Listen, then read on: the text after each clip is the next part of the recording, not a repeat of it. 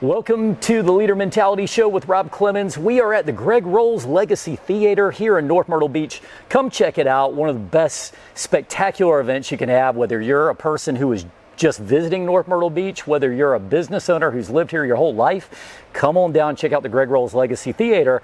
And today I have the honor of talking to our newest League of Leaders Award winner for the month. Her name is Melissa Fowble. Welcome to the show. Thank you. Oh, yeah, it's great to have you. And congratulations for winning this, by the way. Yes, thank you. Well, Melissa, I want to make sure we introduce you properly. You are the Assistant Vice President Branch Manager at First Reliance Bank. Congratulations for that. I understand you recently were promoted to that title. Yes. Oh, very good. How'd you get there? Like, what did you do to go from being here to here? What was your method? Getting out there. Putting myself out of my comfort zone. Okay. Just getting out there and making connections in the community. Making connections in the community and just getting involved. I got you. I think being involved is a big part of leadership. When I talk about the leader acronym of mine, one of the first parts of it is learning continuously. I feel like that's so huge to leadership. E is education. You got to be educating yourself continuously. But down there on my list, I have something called altruism, and the actual definition of altruism is it's caring for someone else's interest above your own. I feel like you've been doing that this year. I know that you joined Leadership Grand Strand. Tell me about that a little bit. So we just had, about 2 weeks ago, we just had our orientation. Okay. So it's a program on the Grand Strand that you have to actually apply for. And you have to, they only select about 30, it's either 34 or 35 individuals in the community.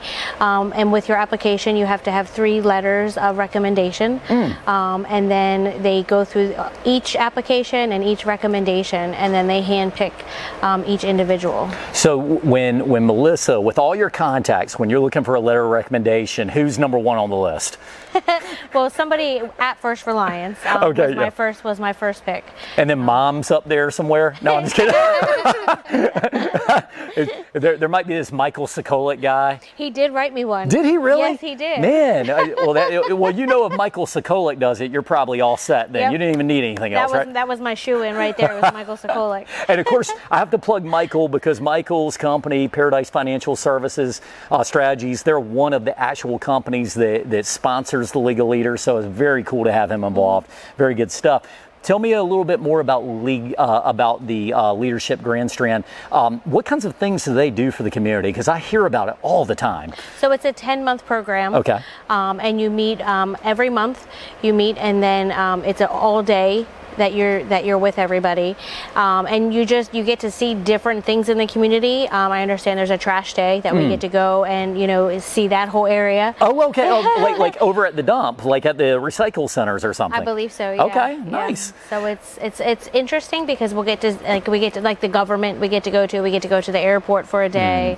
So it's just a lot of different opportunities that you wouldn't be given on an average day. So when you go to the trash day, are you going to dress like this, or are you going to go like a little bit more formal? I don't think I'll dress like this, but I do believe I get to maybe wear tennis shoes for that day. I was going to say it would be great if you came in dressed like this, but you're wearing giant boots, like big rubber boots or something. But well, that's cool. I think that it's interesting when I see somebody who's very busy already, and being an assistant vice president of a bank of all things, you have to have people chirping in your ear all day. So your commitment of time is a thing, right? We're not just talking about giving money. Sometimes it's your time.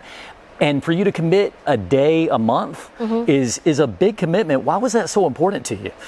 It's important to me because I'm so new to the area still. I've only been in Myrtle Beach for 2 years now. So it's very important for me because it gives me the opportunity to make more connections in the area and meet more people. Yeah.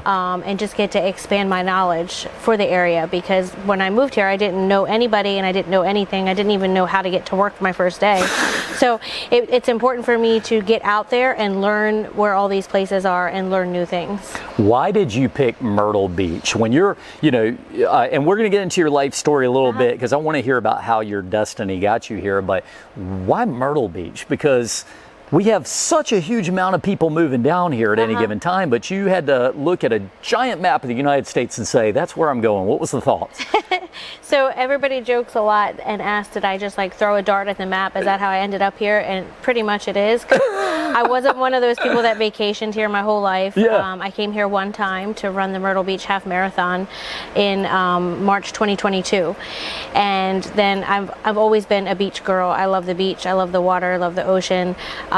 So for me, when I was looking to relocate, Myrtle Beach was, okay, it's 500 miles from home. So Yeah. I can still go home for a weekend if I wanted to. It's drivable. It was 8-9 hour drive or an hour and a half plane ride. So it was kind of like the in-between place, and I could get my warm weather, I could get the beach, I could get the ocean. Yeah, there's a lot of people who, they don't do exactly what you did. It sounds like you were very thought-provokingly went there, but have you ever heard the halfback?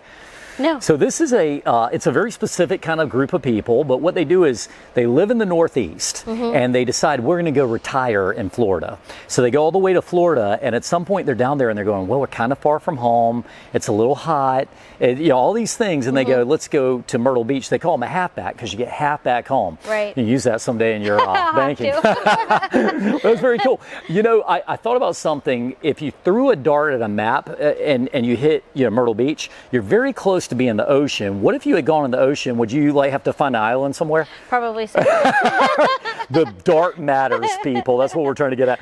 Well, Melissa, I think that's very cool stuff. Congratulations on getting into the Leadership Grand Strand. I know you're going to have a lot of fun with that this year. Yeah.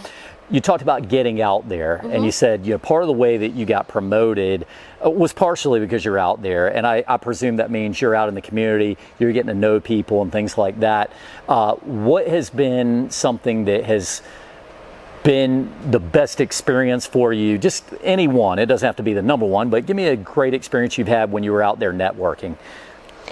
I would have to say, because I'm an ambassador for the Myrtle Beach Chamber. Yeah. So I would have to say being an ambassador has helped me a lot. That has helped me with my networking. It has helped me get out into the community and to meet new people and have new experiences. That's really interesting. I feel like so many people are in your shoes, and that's why I was glad to have you on here today as the League of Leaders winner, because you've clearly made it to a level in just 2 years where you're well known in the community, you've established yourself, you're doing really, really well.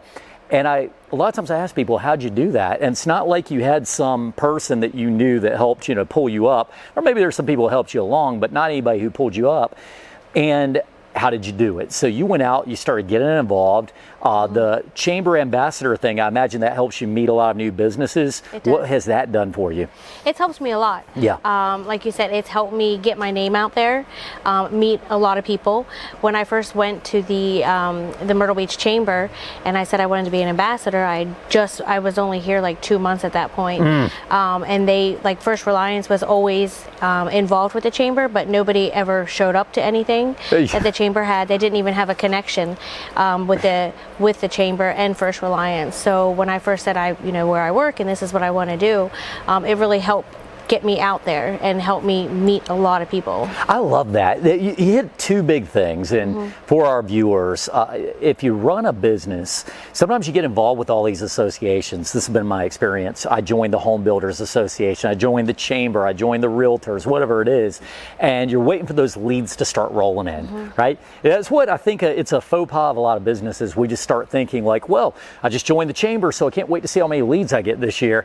And what you found out, and I don't know if you addressed your bank like this, but you said, hey, look, if we're a member, we've got to get involved. That's where the leads come from. Yes. So that's cool that you did that. You only get out of it what you put into it. Yeah, and believe me, that's more than just a slogan or one of those little statements that we say but we don't mean. You truly do. It's directly proportional to how much you're putting in.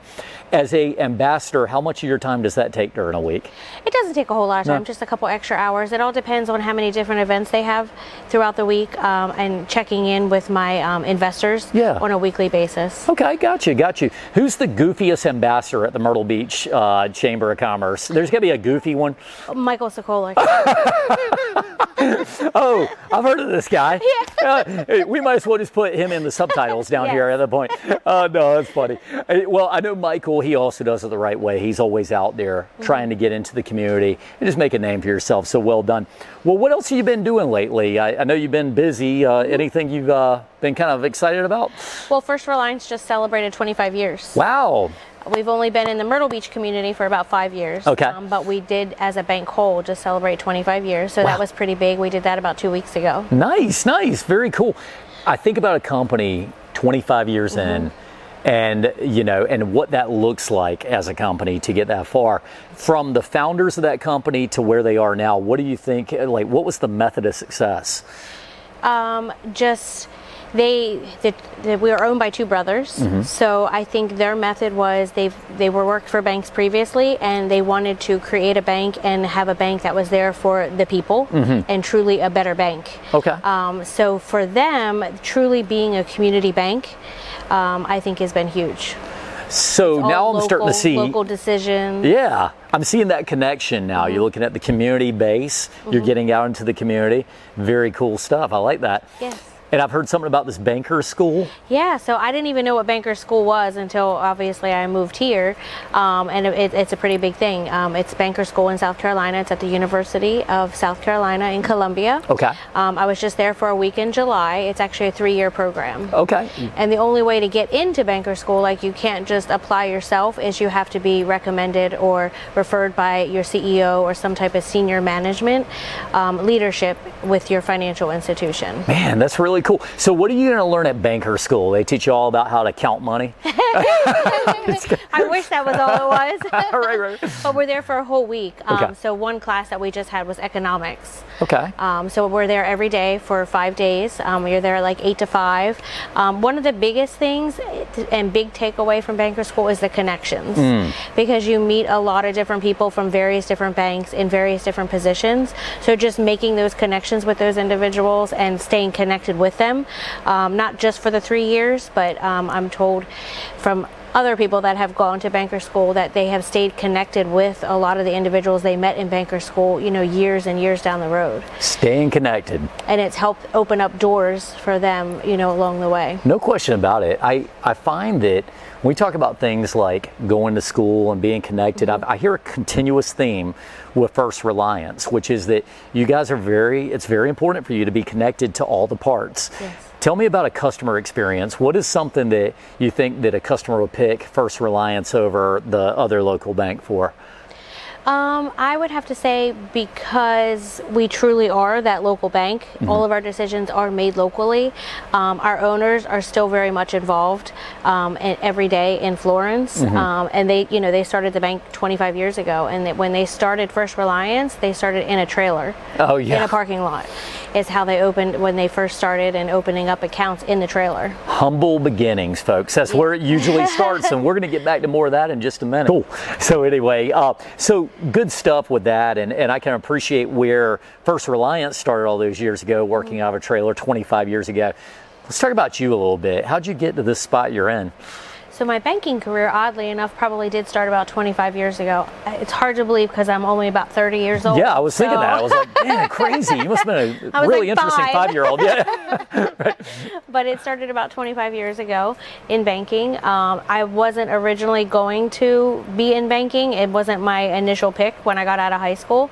I actually wanted to be a teacher. My grandmother was a second grade teacher, and that was something that I always wanted to do, was to be a second grade teacher. When I was growing up, I would help her, grade papers and things like that. So that's what I had my mindset, as I wanted to be a teacher growing up. So how old were you when you're helping her grade papers? I was probably between 10 to 15 years old. Okay, all right, gotcha. So you're like just checking out these older kids' work in some cases or whatever. That's great. Yep. All right. So that's what I initially wanted to do, and then I was going to school at night. Yeah. And then I got my first teller job, and I think I worked 3 days a week, and then I went to school at night, and then it just kind of went from there. Everybody always says, like, once you get into banking, it's something that you don't usually ever get out of, and it truly is. Yeah, no doubt about it. Do you ever think back on the teacher thing? I mean, is there any part of you that's like, what if I had gone down that route, or did that just go away at some point? Every summer, because I think I could have the summer off. If I still would have went through with that dream. Yeah. No, I know.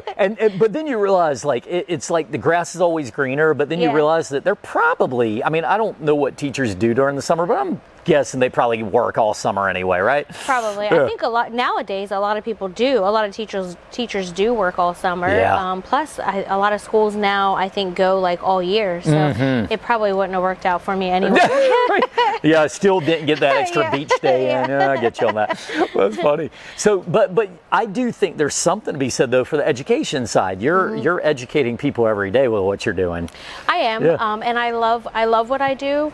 I love being able to take care of people. I love being able to educate people on credit, loans, things like that. I love that piece of what I do, and not to mention I love the networking and the business development that I get to do every day. That helps get me out in the community, and I love that. So you were, if it's been 25 years, you were not originally from Myrtle Beach. You said you've been here for a little bit of time. Tell me about, the area you came from and that stuff. So I was born in Baltimore, Maryland, and then so pretty much most of my life I lived in Maryland, Pennsylvania, because I was right on the line of Maryland, Pennsylvania. Now we got to talk about football. She's obviously a Washington football fan, being from Maryland. No, No, dang. a Pittsburgh Steelers Oh, fan. well, much easier team to root for, by the way. But that was where I spent my whole life up until about 2 years ago when I moved here. Okay, what's the biggest difference you've noticed from Maryland in that area down to Myrtle Beach? So I'm a very high-strung, fast-paced person, and I think that's because of being up north. Like I have that mentality. I'm just very go, go, go, go, go. Right. And then the first thing I noticed, like my first week here, was like in the grocery store, everybody's just kind of nonchalant, walking around, like no hurry, no hustle bustle. I'm like, get out of my way!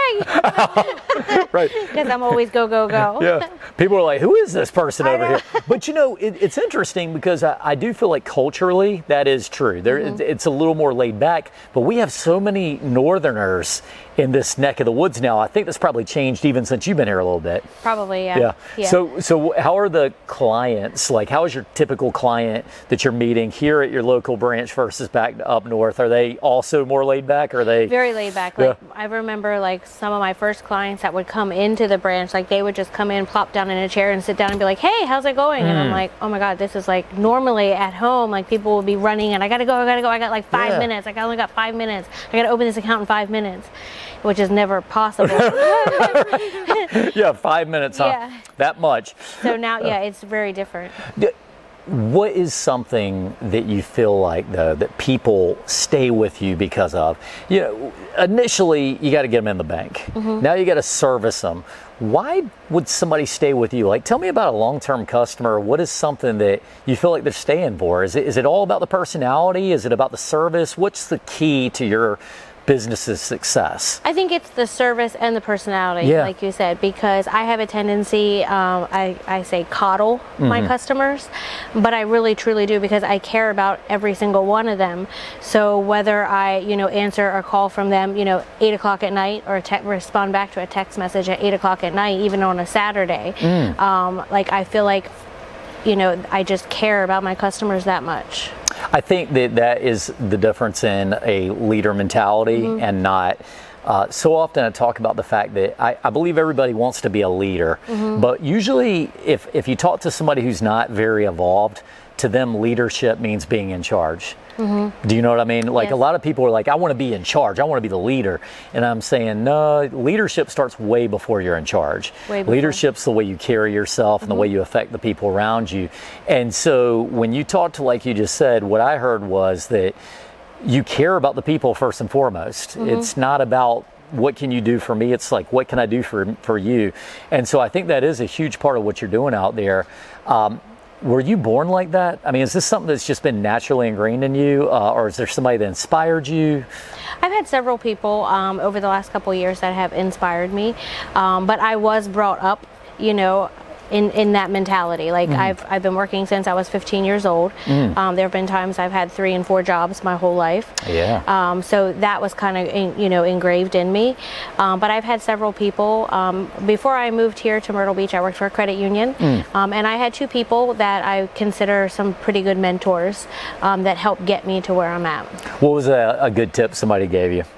So my one mentor, her name was Michelle.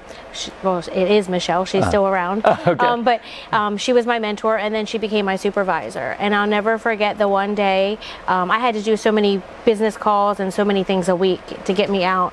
And the one day she came to me and she told me that I had to every week start doing a one-on-one 15-minute like call with her, just to go over my calendar with her and what I had planned. And I thought, why is she doing this to me? Like, does she not believe me? Does she not trust me? Like, what is she doing? And at the end of the 6 months, I was like, I know why you did this to me. You did this because during that 6-month period, I was the most successful I've ever been. But because she held me highly accountable every week for everything I was doing. So it made me really who I am. Even for a motivated person, you can use accountability. You ever been going to the gym and you get a gym partner? Yeah. And sometimes that's some of the best workouts you'll ever have, because you have somebody that's there and you know on that day you can't let them down either. Right. And I think that's the difference. I think that a lot of times we go into our day-to-day and we're thinking, well, I'm doing it for myself. But when you start realizing, oh, I'm doing it with this person, all of a sudden now you got the accountability factor. I think that's huge. I really appreciate you sharing that. Yep. So First Reliance, we talk about Melissa, we talk about things that you got going on. I know there is a charitable component to what you that's very passionate to you. Tell me a little bit about what the company or yourself have been doing with nonprofits.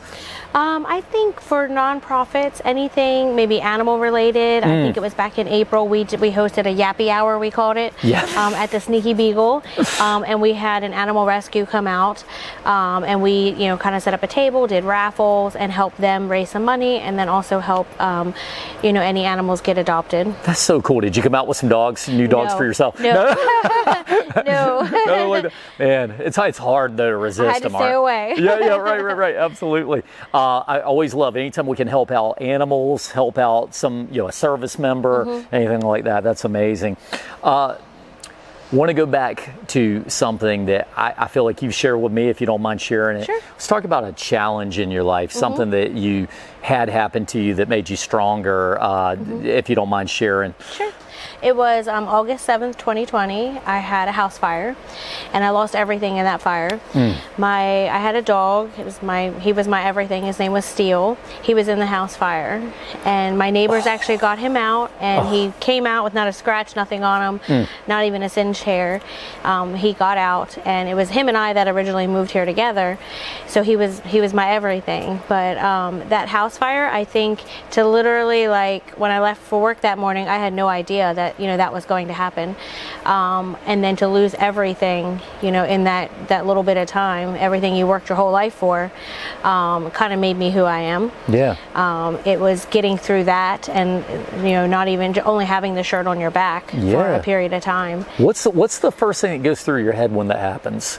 Because most of us, God willing, will never experience losing everything and within a 8-hour period, maybe. You go to work that morning, you didn't know that was going to happen. What's the first thing that goes through your mind? What, pity, sadness? Actually, no, not for me. The one thing that went through my mind right away was Steele. Was him. Sure. It wasn't like, for me, it was just like, how am I gonna get past this? Like, how am I gonna pick myself up and keep going? And it was actually a lot easier for me than I think most people would have been. I had so many friends that would look at me and say, Melissa, how are you just not like sitting down and just crying? Like, how are you not? And I was like, because what would that do? Like, well, what would be the point of that? Like, if I just kind of sat down and felt sorry for myself, I can't. Like, I have to use this as my tool to keep going and to kind of push me. It's amazing. And I feel like so many people have different mechanisms of how to handle things. And I've always been one, I don't want to judge anybody, but, different people have a different rebuild model. And what I mean is, this is something I've noticed about human beings in general.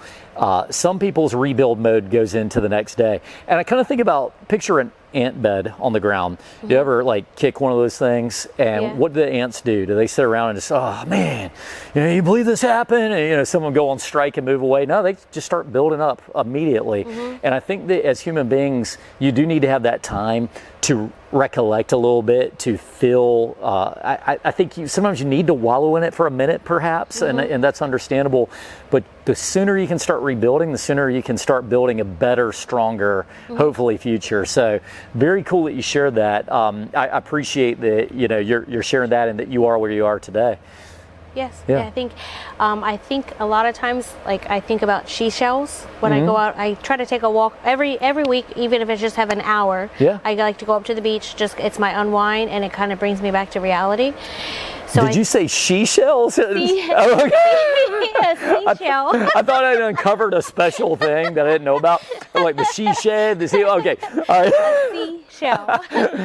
Because you never know what a shell goes through. Like, when you pick up a shell and it might just be like a teeny tiny piece, or it could be like a whole shell, maybe with just a piece missing. Like, wow. I think I pick up that shell and I think, what did this shell go through to like get where it's at now? Like, it could have had like the worst life ever, been tossed around like 50,000 times, and now look at it. Man, I love that analogy. You think about going on the beach, and what do we find? We find a shark's tooth, and it's an amazing, sometimes even symbolic thing in our lives that we found that shark's tooth. But if you think about it, that's a dead tooth off of a shark, right? Yeah. A shark that may long been dead, but something about that shark remains a representative to us today. Every single time you find a starfish or a sand dollar, and you think about the fact it's so beautiful, it's so symbolic to you, but that is it in its death. And so I think a great takeaway, and I appreciate you sharing that, is that whenever we're out there in our lives and we're doing what we're doing and we're thinking it doesn't matter, oh, believe me, that's the best stuff that could be happening,